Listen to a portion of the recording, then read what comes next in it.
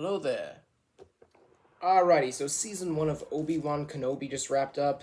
So this is my full series review on it. I know I'm kind of late to the party on this. The show did wrap up over a week ago, but I had to get all my notes down, which took not very long, and then I had to find a good time to do it, which took an even longer time. So here we go. So I'm going to talk the good and the bad aspects of the series, and then kind of do like some closing thoughts on maybe how I think it could have been improved or other sort of things. So let's do this. And just to start off with, I thought this was a very good series that could and it definitely should have been a great series.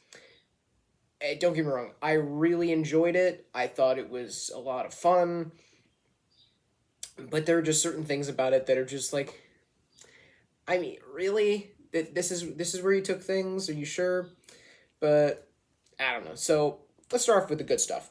I really liked the way they set up the arc for Obi-Wan as a character. How he's just kind of so broken after the events of Revenge of the Sith. He's kind of just watching Luke because that's like the one thing he has left to do. He's trying to connect with Qui-Gon.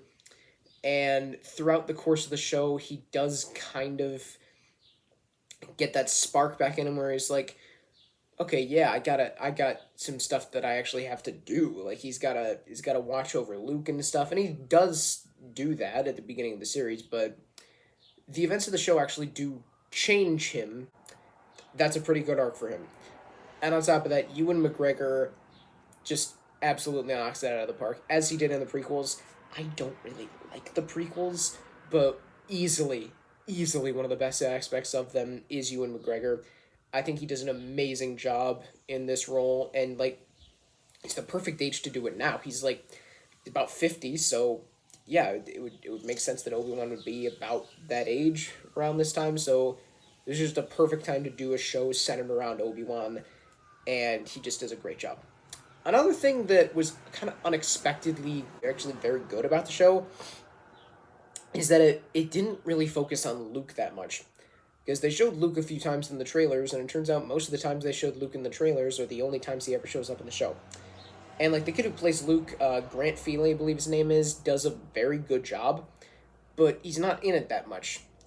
So the show, unexpectedly, at least for me, focuses on Leia and Obi-Wan trying to help her and rescue her from the jaws of the Empire. And I like that. It was a nice change of pace. And holy crap, the actress that they got to play Leia, Vivian Lyra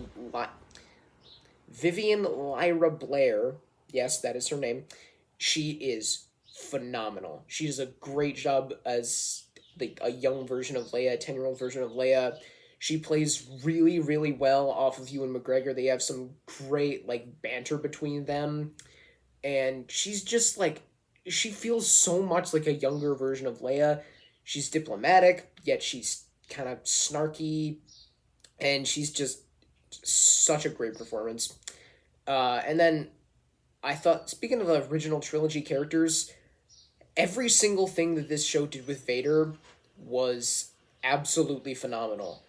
Like, I mean, you don't really see him until like episode 3, I think, but episode 3 is it's so awesome. This might be the most brutal we've ever seen Vader, where it's like, man alive, he's just killing these villagers left and right. He's snapping their necks, and the scene where he just drags Obi-Wan through the flames. Oh, that was just so cool and terrifying, but cool. I mean, yeah, it was a bit weird how he couldn't have just walked through the fire, and when Obi-Wan was escaping, or just used the Force over the fire. So that was a bit weird. But either way, it was a very cool scene. And then everything that they did with Vader throughout the series was just so awesome. Like the way he was using Reva because she was so angry and how he just knew the whole time. The scene in the last scene of episode 5 where he is just like able to beat her so easily and I'll get to that scene later and what it means for Riva, but what it means for Vader, that was awesome. And then Obi-Wan and Vader's final duel in episode 6 was just just awesome. For one, it was really a very well directed sequence. Um, I think the visual effects helped quite a bit, and man, that the last bit when Vader has like his mask cut off and you can see Anakin's like face in between Vader's, and it's like the mixed voices of Hayden Christensen and James Earl Jones. That was just an amazing scene that has like it implies certain things, but it's not on the nose about any of them about what exactly it means or what it means that he's saying. And it was just such a phenomenal scene. It was kind of satisfying yet kind of heartbreaking to hear Obi-Wan walking away and just say goodbye, Doth. Man, that was just such a great moment there, man. And then you get some of the new characters, and the standout new character, in that she was the best one.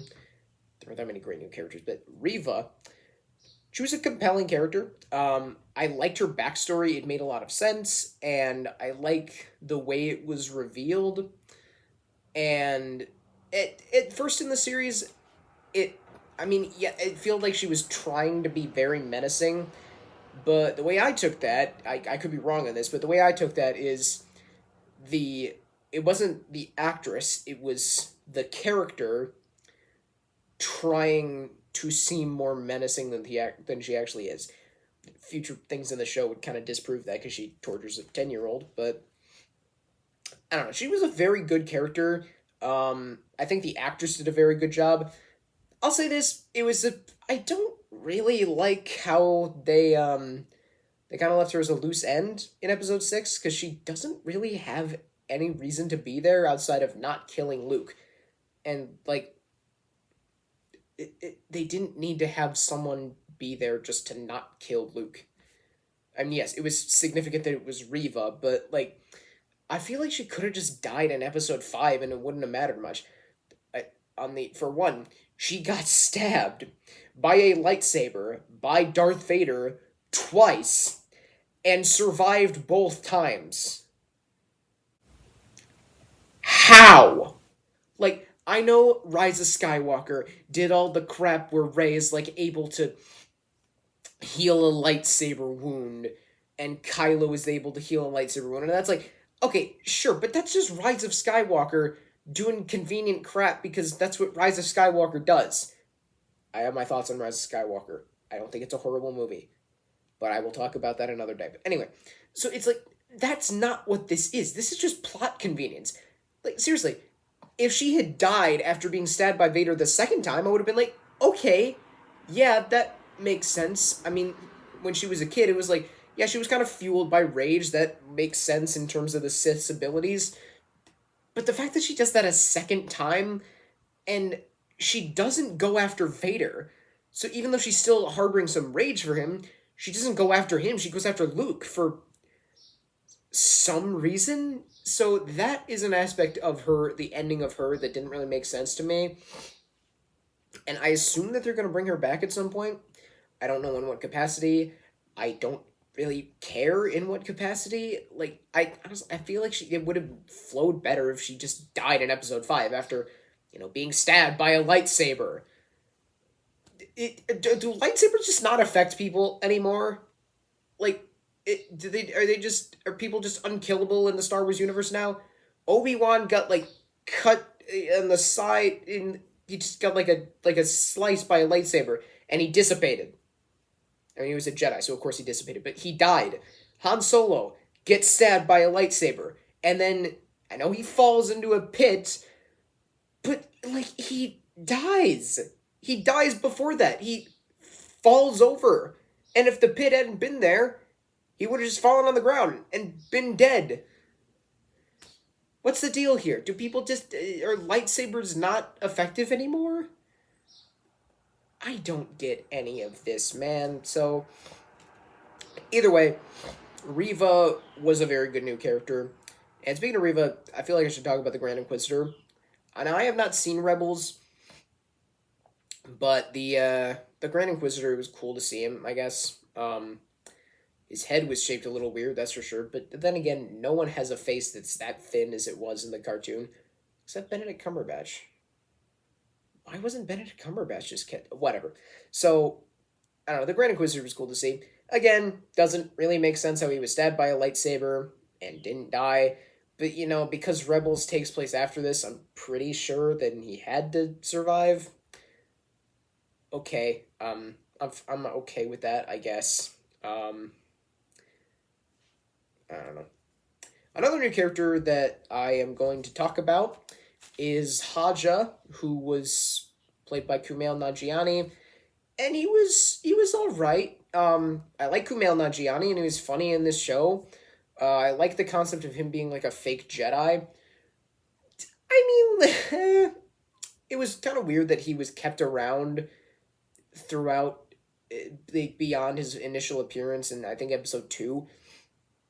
So that was a bit strange because he didn't really serve any purpose outside of dropping the message from Bail Organa to so Reva could see it and go find Luke in episode 6, which shouldn't have happened anyway. I just talked about that, but he was a fine character. It was cool.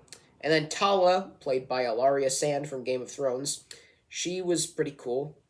It's nice to see Indira Varma, that's the actress, playing a character that's not a crazy person who wants to kill a teenager, as she does in Game of Thrones. And then there's the character of Frack, who was voiced by Zach Braff, but it sounded like he was voiced by Seth Rogen. So, and I don't know. So I guess we have Zach Braff voicing Seth Rogen, voicing a pig alien looking man in Star Wars. Also, Flea. why was why was Flea in this show? It didn't really make any sense. It was kind of funny to see Flea in this show. So, okay, I mean, they could have gotten anybody to do that part. Don't know why it had to be Flea. It was kind of weird to watch the credits of episodes 1 and 2 and just see Flea listed among all these other actors, but okay, Flea is in Star Wars now. I can accept that. It's kind of funny. I don't know. Oh, man. And then I was going to talk about the Empire here. It was cool to see them at the height of their oppressiveness and their power, because you can kind of see the effect that they have on people, how they're just at the top of their game. Everybody else is just at such a low point. Specifically, because they have these they have these Inquisitors hunting Jedi that are, I don't know, that's a cool concept to have them hunt Jedi. And I think it was a solid idea to tie that into Obi-Wan's story, even though the Reva being mad at Obi-Wan is a bit of a stretch, but I don't know, I can kind of see. I mean, she doesn't seem like a very rational person, so I could probably buy that. And then we got to talk about Hayden Christensen here. Man, he's just proving that he was actually well cast as Anakin, and it was just okay, I'm not gonna act like it was all George Lucas's fault. It was some of Hayden Christensen that wasn't good in the prequels. Yes, George Lucas's direction of him in the prequels led to some truly terrible acting. And I don't think it was all Hayden Christensen's fault. But part of it, I mean, kind of was, maybe. I don't know, I put the blame mostly on George Lucas, but you know what? It was just really fun to see him again, finally being able to act good, because he had much better direction here. And the scene in the not scene the few scenes in episode 5 where it was the flashback of Obi-Wan and Anakin fighting, it was kind of paralleled with events also happening in episode 5, and that was pretty cool. It was a very nice scene, and he got to do some serious Darth Vader acting, where he was actually in the suit for most of the time, I think, and then he got to do that final scene in episode 6 where he was voice contrasting with James Earl Jones, and that was cool. Also, why wasn't it confirmed that James Earl Jones was coming back to voice Darth Vader? He's the only person who should ever voice Darth Vader. Why would they bother getting anybody else? Like, he is Darth Vader. That's just his voice. When James Earl Jones dies, which hopefully won't happen for another several years, it better not, then Darth Vader should just stop appearing in things. If they recycle his voice, I probably wouldn't mind that much. But you know what? That's just my thoughts on what should happen if James Earl Jones ever dies, which should never happen because he is a king, a god among... No. He has the best voice I've ever heard. That's what I'm saying. I also liked the focus on Owen and Beru that we got. There was limited time with them, but I really liked the two actors, Joel Edgerton and Bonnie P.S., I think, that played them. Beru didn't get as much screen time, but Owen did get some pretty significant stuff to do. I liked, like, he really did feel like the original trilogy's Uncle Owen, as did Beru, and man, it's just fun to see them talking with Kenobi and being like, yeah, I don't really trust this guy. But yeah, two very good actors and two very good roles. We also got some like cameo type roles that I wasn't expecting to appear in the show. For one, Bail Organa. Yeah, well, I wasn't expecting him to appear in the show because I didn't know it was going to focus on Leia, and like it's not really a surprise to see him in connection to Leia, but it was cool to see him again. Like, I like Jimmy Smits and I like the character of Bail Organa. A couple more. The Temuera Morrison, I hope I'm pronouncing that right, appeared in, I think, episode 2, and he's credited as clone veteran. He's wearing clone armor. He has like a thick beard that looks okay, I guess. But it's not clear who he's supposed to be. He's just a clone.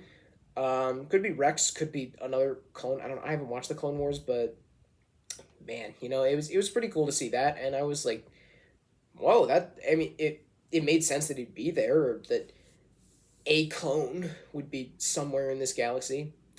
It wasn't Boba Fett, that's all I know. And it wasn't Jango Fett. He got his head chopped off in Attack of the Clones.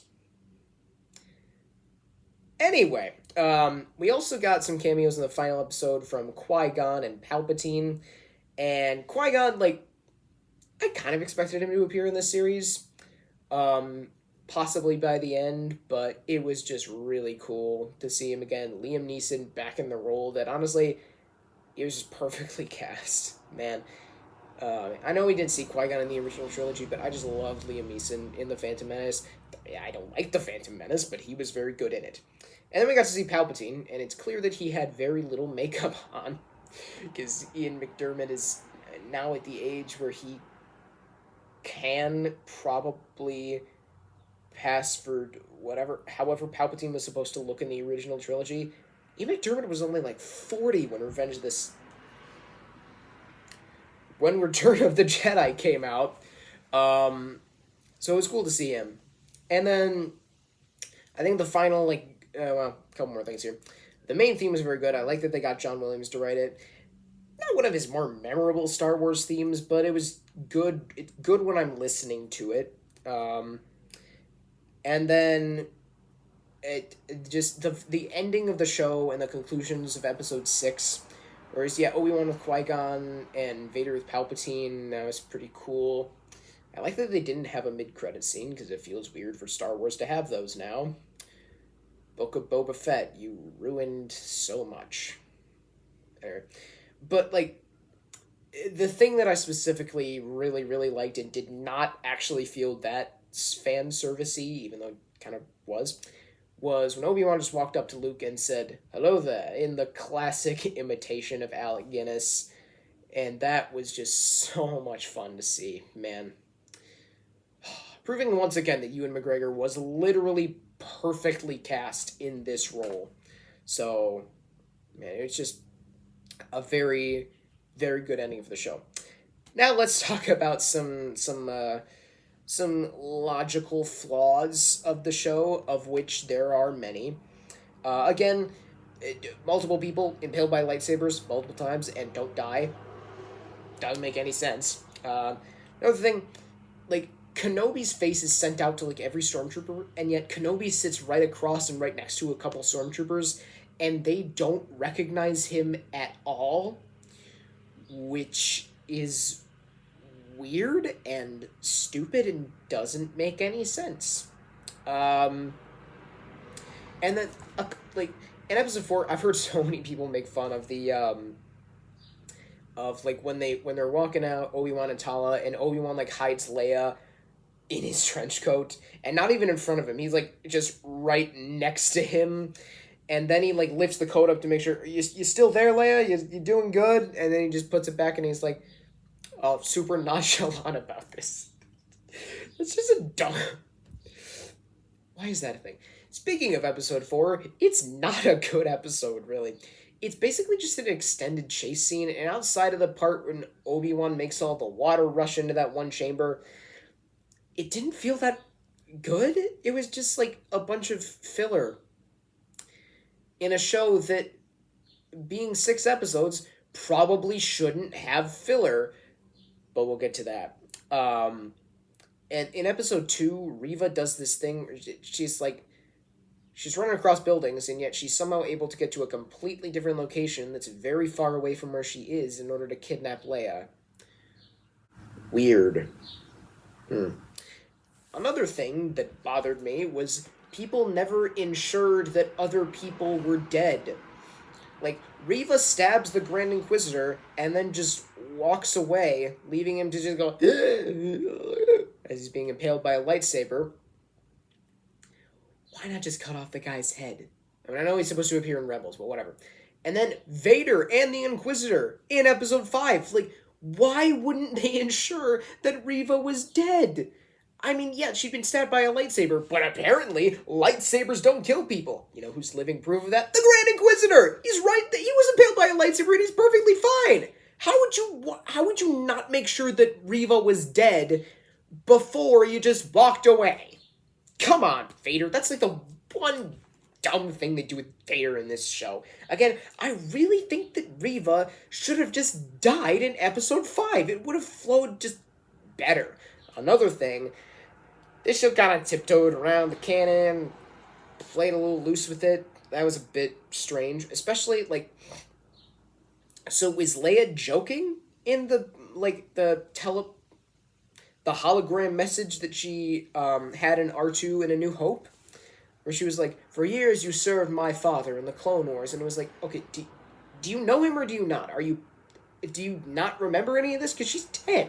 If she was 10 and had this huge 6-episode-long adventure, she'd probably remember. She was kidnapped by Flea, tortured by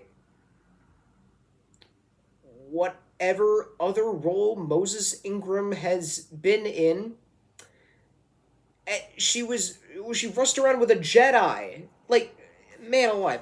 And Reva refers to Obi-Wan as Obi-Wan in front of Leia, and somehow she knows who she's talking about, despite only knowing him as Ben. He only referred to himself as Ben. He didn't say Obi-Wan. He definitely didn't say Kenobi. So it's weird now. It's like, in A New Hope, does she know who he is or does she not know who he is? Because, I mean, they never really interact in A New Hope. I mean, they're in, like, the big scene together where they're escaping and Ben dies, but, like, they don't actually have interactions. And so now it's weird that Leia doesn't really have a huge reaction that he's dead outside of comforting Luke.